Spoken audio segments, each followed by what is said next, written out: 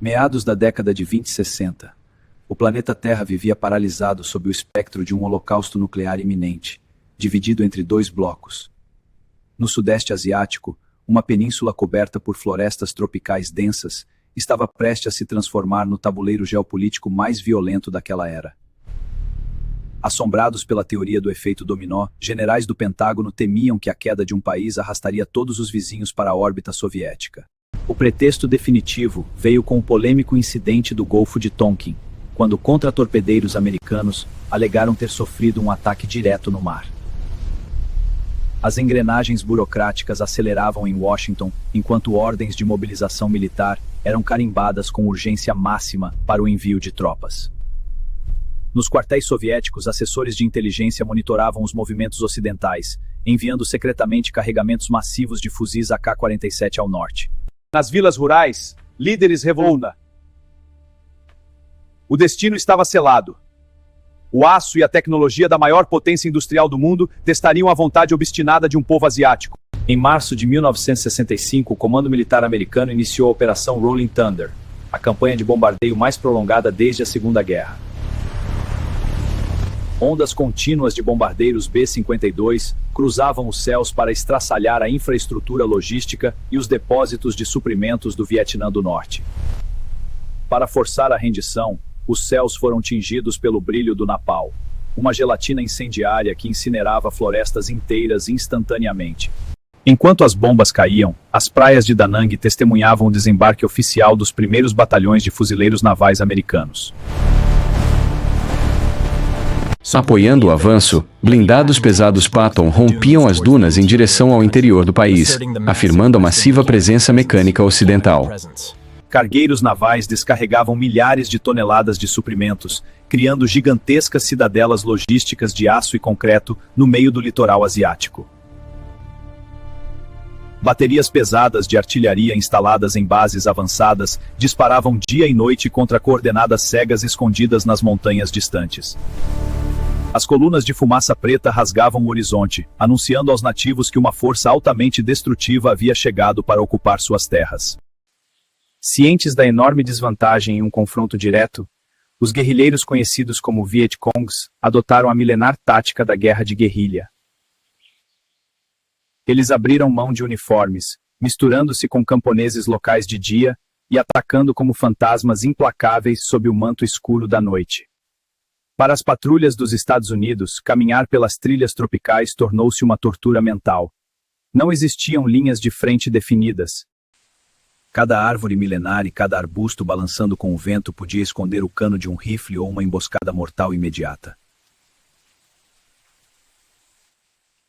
O calor sufocante de 40 graus, os enxames de mosquitos e a malária cobravam seu preço, exaurindo as forças das tropas americanas. A selva agia como um organismo vivo e hostil que rejeitava a presença estrangeira, quebrando o vigor físico de jovens recrutas saudáveis. A água lamacenta subia até a cintura dos soldados, encharcando botas e apodrecendo a pele em marchas lentas de esforço hercúleo. Sob o dossel fechado da floresta, o crepúsculo parecia eterno, fazendo com que simples sombras ganhassem a forma de inimigos mortais. Sem acesso a fábricas de armamento pesado, os Vietcongs transformaram a própria selva em uma máquina de matar artesanal e letal. Eles desenvolveram as armadilhas Punji, buracos camuflados com estacas de bambu afiadas no fundo, projetadas para dilacerar as pernas. O objetivo não era matar instantaneamente, mas paralisar a patrulha, forçando o exército a gastar preciosos recursos logísticos com resgate. Saber que o próximo passo na lama poderia significar uma mutilação terrível destruiu por completo a moral e a mente das tropas. Mãos trêmulas de médicos tentavam estancar sangramentos na mata, sob o barulho constante de rádios que chiavam por socorro imediato. Granadas não deflagradas deixadas pelos americanos eram recuperadas por sapadores inimigos, virando minas caseiras devastadoras nas mesmas trilhas. Ferramentas simples e sucatas de tanques destruídos eram derretidas em forjas improvisadas, virando lâminas serrilhadas de pura crueldade letal. A própria terra sob os pés havia se transformado em um perigo invisível. Andar sem olhar para o chão significava aceitar a morte. Enquanto as bombas assolavam a superfície, a resistência vietnamita garantiu sua sobrevivência cavando um gigantesco e complexo império subterrâneo. Os túneis de Cu Chi estendiam-se por mais de 200 quilômetros, abrigando hospitais, depósitos, cozinhas camufladas e dormitórios inteiros. Para combater a ameaça oculta, os americanos criaram os ratos de túnel, voluntários que entravam no breu da terra. Armados apenas com uma lanterna e uma pistola, eles enfrentavam armadilhas com cobras venenosas e combates corpo a corpo claustrofóbicos. Os americanos injetavam gás lacrimogênio e bombeavam água, mas os sistemas de sifões e comportas vietnamitas neutralizavam as investidas. Ouvir o clique de um gatilho na escuridão lateral significava que a morte chegaria em segundos, sem espaço para recuar. Aquela infraestrutura invisível permitia que regimentos inteiros descansassem protegidos do fogo inimigo, prontos para desferir novos ataques. A ausência de estradas na selva forçou uma revolução tática. O conflito tornou-se a primeira guerra de mobilidade aérea da história. Os céus do Vietnã foram invadidos diariamente por enxames barulhentos da icônica e imponente aeronave Bell UH-1 Huey. Eles eram usados de forma frenética para transportar pelotões inteiros, direto para o epicentro violento dos combates florestais. O eco rítmico das hélices cortando o ar úmido transformou-se no som definitivo de uma geração de combatentes.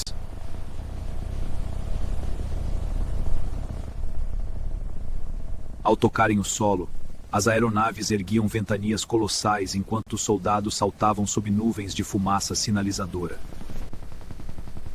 Pilotos ousados desafiavam as rajadas inimigas, equilibrando os patins na lama instável enquanto os motores operavam no limite. Sem o Huey, a estratégia americana teria colapsado. Ele agia como carruagem de assalto e ambulância do conflito. Os helicópteros eram os alvos favoritos dos guerrilheiros, que sabiam que abatê-los significava isolar por completo a infantaria americana. Desesperados pela impossibilidade de localizar o inimigo na mata, comandantes americanos decidiram recorrer à guerra química em grande escala.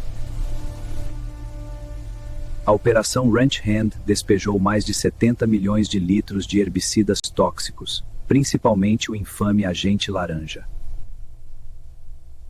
O composto químico fazia com que as folhas das árvores murchassem e caíssem em poucos dias, matando ecossistemas inteiros. Vastas florestas tropicais verdejantes foram transformadas de forma trágica em paisagens áridas, cinzentas, sem vida e desoladas. O veneno contaminou o solo e lençóis freáticos por décadas, condenando civis e veteranos a severas doenças crônicas permanentes. Mangues e plantações de arroz vitais secaram completamente, arruinando a agricultura local e gerando fome para a população nativa. Camponeses cobriam os rostos em pânico enquanto viam a chuva química cinzenta descer, destruindo o sustento de suas famílias. Buscava-se a vitória através do aniquilamento biológico da própria geografia do país, deixando uma terrível herança tóxica duradoura. No início de 1968, o governo americano assegurava que o inimigo estava quebrado e que a vitória militar estava muito próxima. Mas em 30 de janeiro, durante o feriado sagrado do Ano Novo Lunar, as forças comunistas desferiram um golpe monumental. Mais de 80 mil soldados atacaram simultaneamente 100 cidades e bases, invadindo os pátios da embaixada americana em Saigon. Militarmente, os comunistas sofreram baixas terríveis. Porém, o impacto psicológico gerado nas telas de TV ocidentais foi irreversível. Cartuchos vazios cobriam os paralepípedos das capitais, enquanto viaturas ardiam em bairros residenciais transformados em praças de guerra. Combates urbanos brutais forçaram fuzileiros a limparem quarteirões inteiros, travando disputas casa por casa no meio das ruínas. O mito da invencibilidade americana havia ruído. O mundo entendeu que a superpotência estava afundando em um pântano sem fim. Transmissões de rádio americanas captavam pedidos desesperados de socorro, expondo a total vulnerabilidade da ocupação militar na região. O Vietnã ostenta o título de ter sido o primeiro conflito totalmente televisionado e exibido sem censura da história. Equipes de reportagem arriscavam suas vidas nas trincheiras de lama para enviar imagens chocantes diretamente aos lares americanos. Imagens de vilarejos destruídos e o retorno semanal de milhares de sacos pretos geraram a maior onda de protestos civis.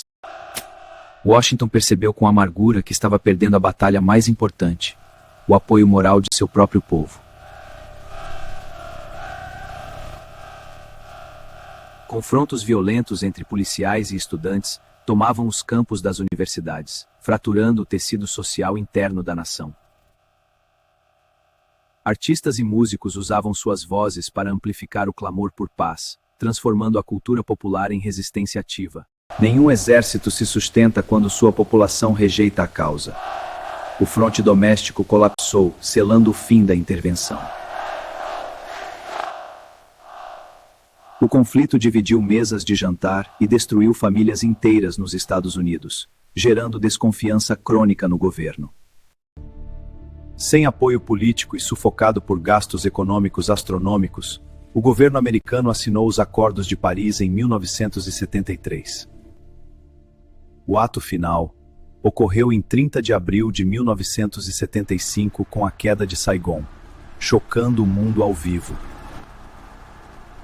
Helicópteros evacuavam diplomatas e civis em pânico do topo de prédios, enquanto milhares de aliados locais eram abandonados. Tanques de fabricação soviética romperam com violência os portões de ferro do Palácio Presidencial, decretando o fim da guerra.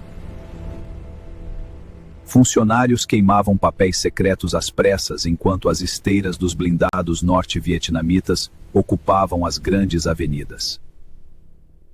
Na costa, helicópteros cheios de refugiados eram empurrados ao mar nos porta-aviões para abrir espaço a novos pousos. Soldados do sul derrotados jogavam suas fardas nas sarjetas das ruas para evitar represálias, misturando-se com a multidão.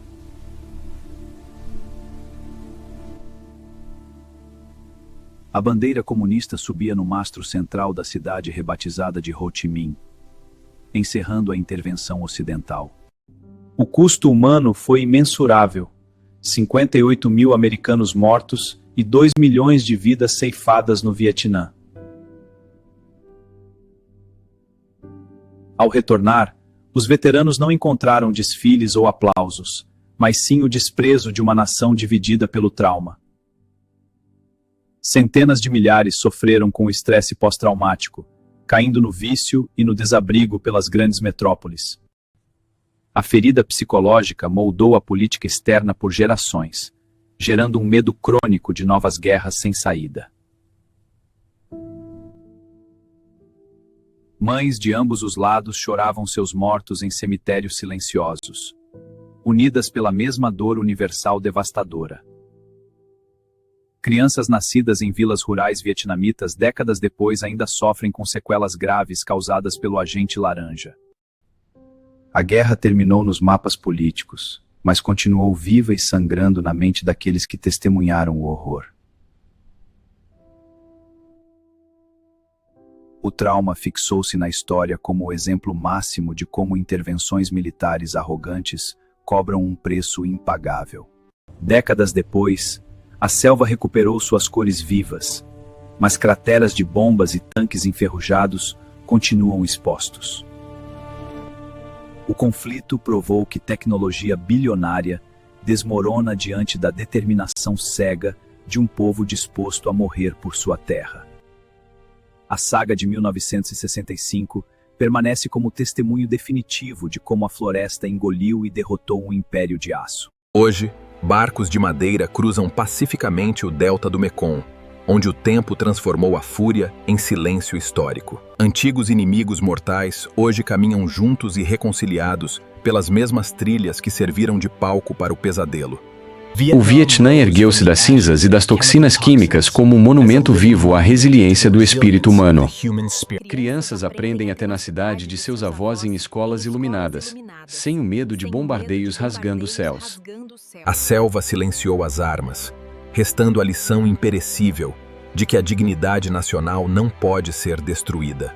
O choque do Vietnã serve como o aviso mais sombrio sobre o preço trágico de decisões tomadas em gabinetes distantes. Deixe seu like e comente Armadilha na Selva. Inscreva-se no Campo de Honra para marchar conosco pela história. Porque a verdade histórica pertence àqueles que ousam encarapá-la sem máscaras. Até a próxima batalha.